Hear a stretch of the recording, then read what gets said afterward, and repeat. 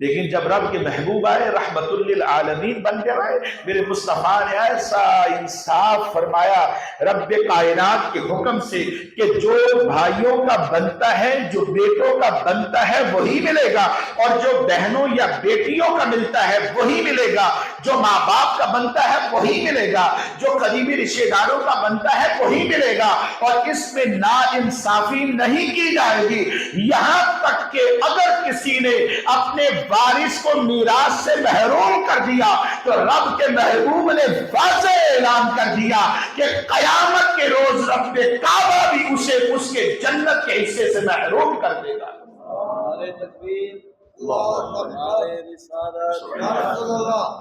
قرآن۔ تو دنیا میں دینا گویا جنت میں اپنا حصہ بچانا ہے، کیونکہ وہاں پر مال تو ہوگا نہیں کہ بھائی نے میراث کھا لی اپنی بہن کی، 2 مرلے 4 مرلے کنال 2 کنال ایکڑ مربع کھا گیا، اب یہ کھا گیا ہے تو وراثت اب دے گا قیامت کے دن، کیسے دے گا؟ اب تو زمینیں ختم، حقیقی ملکیت جو رب کائنات کی تھی اب یا جنت ہے یا دوزخ ہے، ان دونوں میں سے کسی ایک جگہ جانا ہے، اب حق کیسے دو گے؟ تو فرمایا نیکیاں دینی پڑے گی، اور اگر پلے نیکیاں نہ ہوگی تو اس کے گناہ اپنے سر پہ لینے پڑیں گے، ورنہ جہنم کی آگ میں جلنا پڑے گا۔ اور فرمایا ایک بلشت، ایک گٹ،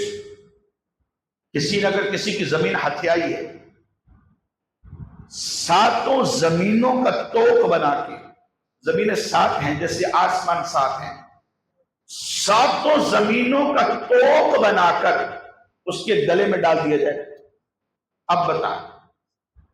دنیا کا نظام دنیا میں چکتا کرنا پڑے گا، 7 اگر لے گئے تو وہاں پر حساب بڑا کڑا ہوگا، کوئی کسی کے کام نہیں آئے گا۔ یوم یفر المرء من اخیہ وامہ وابیہ وصاحبتہ وبنیہ لکل امرئ منہم یومئذ شأن یغنیہ، کوئی کسی کے کام نہیں، بھاگتے نظر آئیں گے، کوئی ادھر کوئی ادھر، ہڑا ہڑی مچی ہوگی۔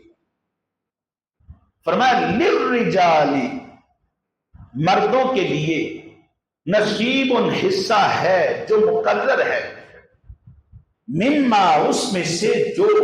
ترک الوالدان والاقربون، جو اس کے ماں باپ چھوڑ گئے یا قریبی رشتہ دار چھوڑ گئے، حصہ داری کے مطابق اصول و ضوابط کے مطابق ان کو حصہ ملے گا۔ وللنساء نصیب مما ترک الوالدان والاقربون،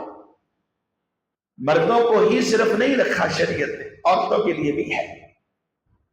عورتوں کے لیے بھی حصہ مقرر ہے اس میں سے جو چھوڑ گئے اس کے والدین یا قریبی رشتہ دار۔ کتنا چھوڑ گئے؟ 5 ارب، 5 کروڑ، 5 کھرب، 5 لاکھ، 5 ہزار، 500، 100 یا 50 روپے، فرمایا جتنا بھی چھوڑ گئے اس میں سے حصے داری ہوگی۔ باپ فوت ہو گیا، جناب جیب سے 50 روپیہ نکلا ہے، 50 میں بھی حصے داری ہے،